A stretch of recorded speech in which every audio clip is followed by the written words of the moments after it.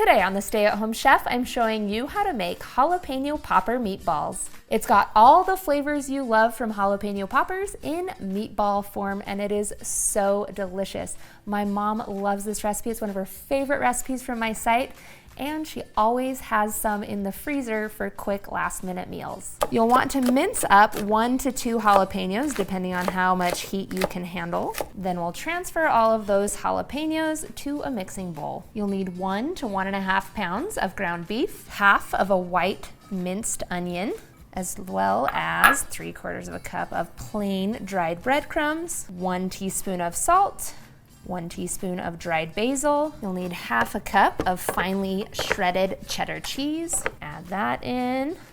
2 tablespoons of Worcestershire sauce and half a cup of milk. Then we're gonna get in there with our hands and work this all together. You wanna mix it so that the ingredients are all fairly evenly distributed. Once your meatball mixture is all ready, you'll want 4 ounces of softened cream cheese. We're gonna put this in the middle of our meatballs. So what you'll wanna do is pinch off a meatball-sized amount of that ground beef mixture. So meatball size right here. Then flatten it out, pinch off some cream cheese, place it in the center, and then you'll be able to fold the meat around the cream cheese. And then give it one final roll, then place it on a lightly greased baking sheet or 9x13 pan. Continue this process until you've used up all of your meat. You should end up with between 16 and 20 meatballs depending on how big you made them. Then we're gonna bake these in a 400-degree oven for 25 to 30 minutes.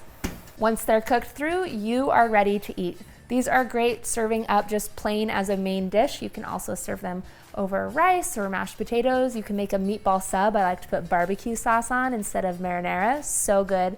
No matter how you eat them, these are gonna be delicious.